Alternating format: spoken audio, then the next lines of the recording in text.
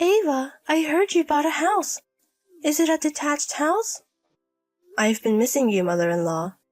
Yes, it's a second-hand one. But it seems to be a big detached house, doesn't it? How nice. I'm jealous of your apparently good life. That's not true. It was old and run down, so I could buy it cheaper than the market price. And it's big just because it's a countryside house. But you renovated it and made it beautiful, didn't you? These days, renovating your own house is trendy. I've seen it on TV and videos. Well, yeah, that's true. So, when are you moving? Next month. Oh, that's soon. You should have told me. I was planning to report it at some point. I'm sorry it's late. My son is not good at communication. Unless I contact him, he doesn't call or text. I wonder if he's still holding on to the past. Are you talking about the story that you guys used his scholarship money a long time ago? Oh, you've heard about it. Used the scholarship money in gambling. Right. My husband squandered it on horse racing. Because of that, he became a struggling student. I heard he had to work part-time a lot. But most of his part-time job money was taken by his father. Life was hard at that time. I had no choice but to use my son's part-time job money to repay the debt. I feel bad for my son, but I guess it can't be helped. We're a family, we have to help each other. But he ended up bearing the repayment of the scholarship money you squandered in gambling, right? Yes. Originally, the person who received the scholarship should repay it. Even if we say squandered it, it wasn't the full amount. It's also true that we used it for his tuition.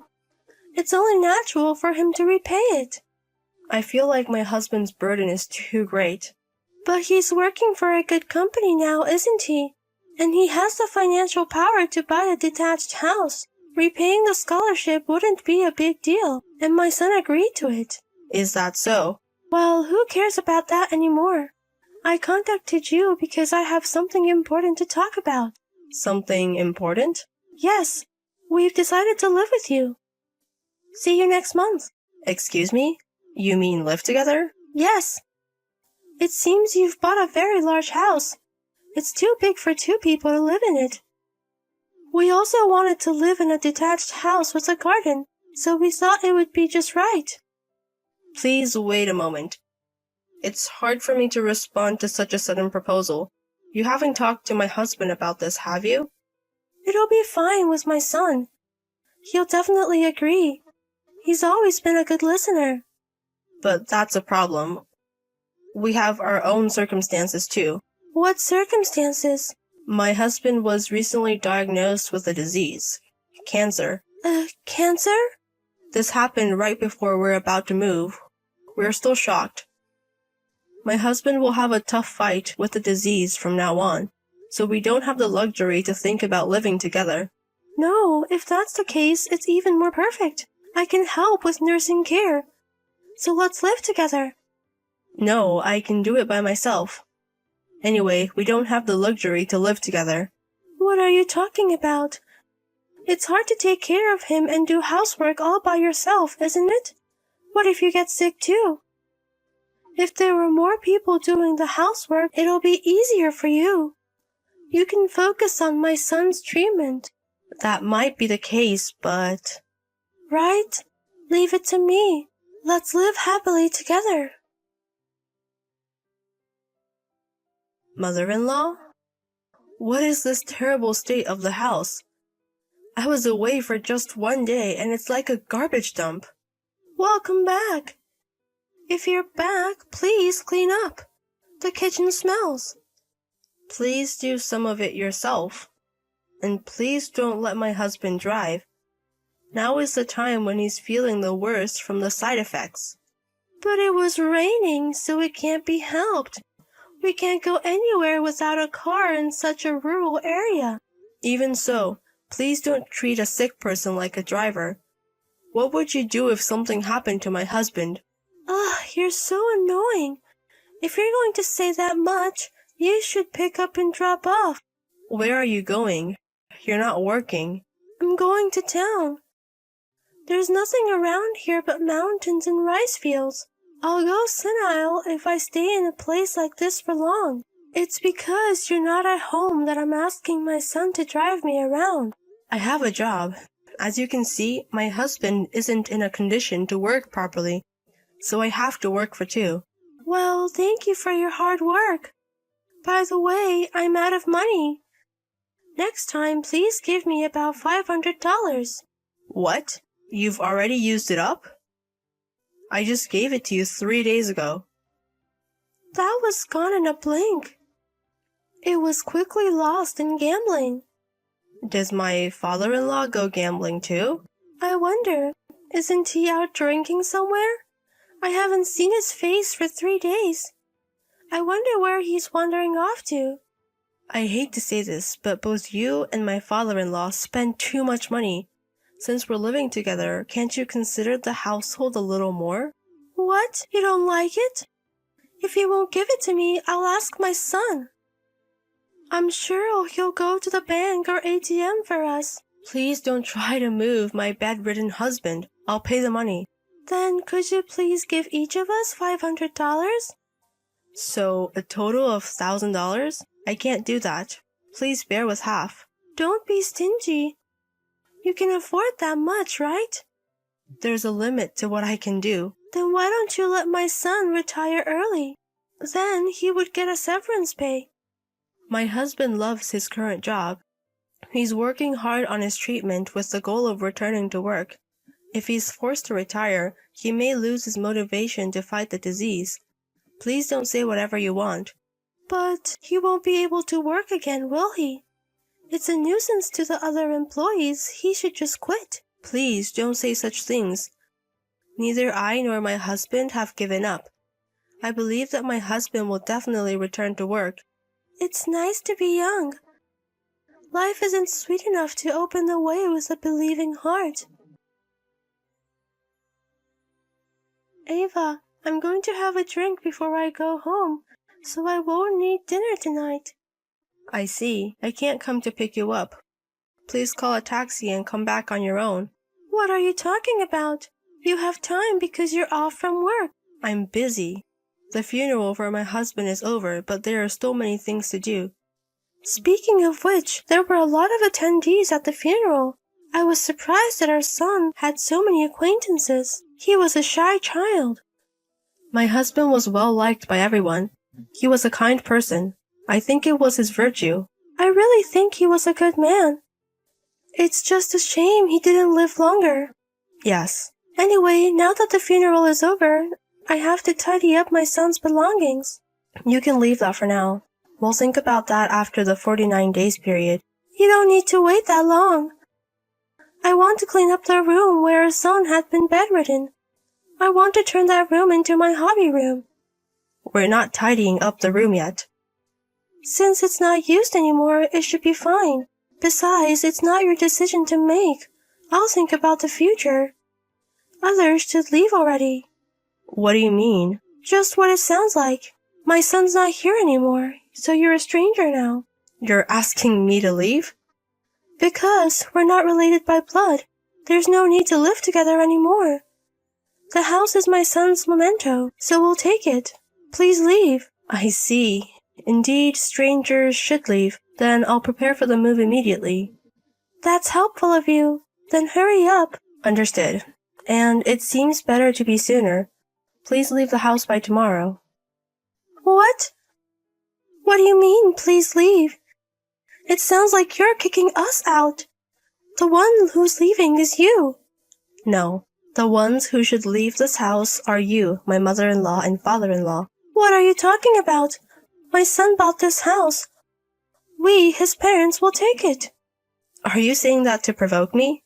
Or are you serious? The primary heir is the spouse, which is me. I'm the owner of this house. If I say you should leave, you should leave. My son would never allow that. He acknowledged that we live here. My husband is no longer here. In other words, there's no one to spoil you anymore.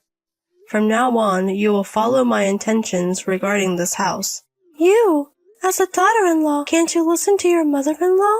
Don't you dare talk back to me. I'm different from my husband. I'm not obedient to you.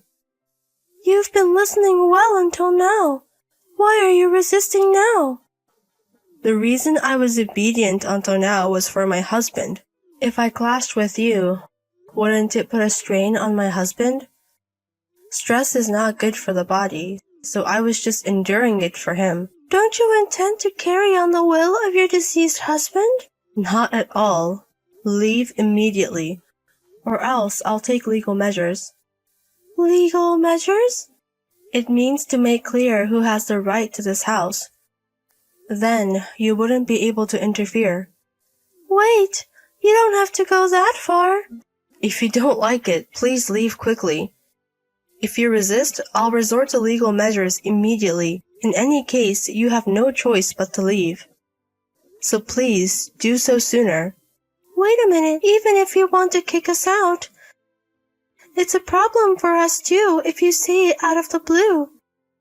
You're not a monster to suddenly throw two old people out of their house, are you? Who knows? I might be a monster. Did your dissatisfaction with us finally explode? I got it. Give us some time to prepare to leave. You're just saying that to stay longer, aren't you? I'm tired of your lies. Before we started living together, you said you would help with nursing and housework, but in the end, you used us and did nothing yourself. You even used my sick husband without hesitation. I've had a backache recently. I wanted to help. If you have the energy to gamble all day, even with a backache, I think you could have done something. You're always making excuses and being easy on yourself. I'm really fed up. To be honest, I don't want to deal with you anymore. You don't have to say that much. Anyway, please wait a moment. Please, okay? No extensions.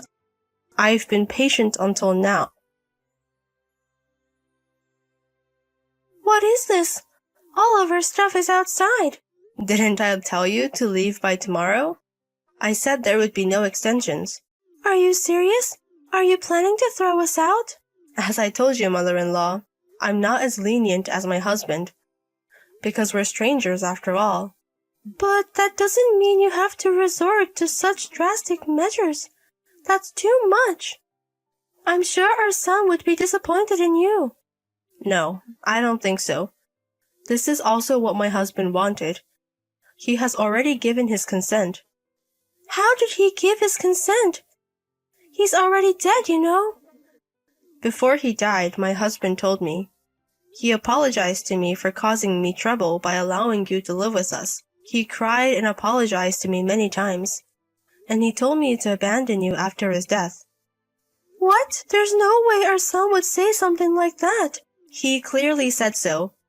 He even left it in writing. He probably saw this coming with you making a fuss.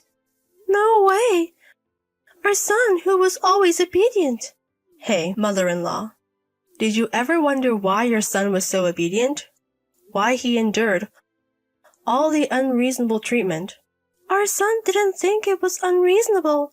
He was always obedient to his parents. But he said that his parents were toxic. He was aware that he was being exploited by his parents, and he knew that he shouldn't cause trouble for me, his wife. So at first, he tried to refuse to live with you. Huh? But in the end, he accepted to live together. Why do you think that is? I couldn't understand it at all. If I had such troublesome parents, I would dump them in a heartbeat. I may not be able to survive if I abandon them. But I don't care about that. That's because our son is kinder than you. Exactly. No matter how trashy his parents were, he loved them. There probably is only one person in this world who loves you, but that one person is gone. What are you trying to say? There's no one left in this world who loves you. There's no love between you and your father-in-law, is there? You're just two lonely pieces of trash leaning on each other. What did you just say? Who's trash? But you weren't trash from the start, were you? Huh? My husband often told me about his memories of when he was a little kid.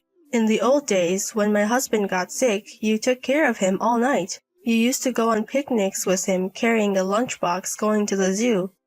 You took him to various places. Did my son tell you that? But you became trash because of the influence of my father-in-law. My husband agreed to live together because he believed in you. You might have had a change of heart. You might have really proposed to live together for the sake of taking care of him. With that hope, he decided to accept the cohabitation. Hope? But that hope was shattered. You betrayed my husband. What are you talking about? You're just making stuff up. There's a can of sweets among the luggage I've taken out. Please open it. What is this? It belongs to my husband, but I don't need it, so I'll give it to you. So what is it? Inside, there's a gold medal made of origami. Do you remember it? When my husband was sick and couldn't participate in the sports day, he was depressed. You made it for him, didn't you? Huh? The one I made 30 years ago? Did he keep it all this time? My husband cherished his moments with you. He loved you. No matter how many times he was betrayed, no matter how unreasonable it was. I didn't know he felt that way. Even if you regret it, it's too late. Your son is no longer in this world. What else did my son talk about? He told you about his past memories, didn't he? Tell me. Are you suddenly interested in my husband? However, I refuse, because it's none of my business anymore. I apologize for everything that happened so far. So please. It's too late to apologize now. My husband is no longer in this world. Regret and regret until the very end, and this house is mine alone, because I was the only one who reciprocated my husband's love. After that, my father-in-law was screaming in front of the house for a while, but my mother-in-law eventually stopped him. I suppose my story must have struck a chord with her. My mother-in-law, holding the dirty candy can in both hands as if it were precious, took my father-in-law away. Since then, I have lost contact with my in-laws, and I heard through the grapevine that they divorced. And 2 years after my husband's death, when I visited my husband's grave, I saw my mother-in-law. When she noticed me, she bowed deeply and left. She seems to have gotten her act together. My husband may have sacrificed his life to change his mother's mind. I am still living in that house, surrounded by dogs and cats. Although a lot happened in this house, the only memories that come to mind are the happy ones with my husband. I intend to protect this house forever.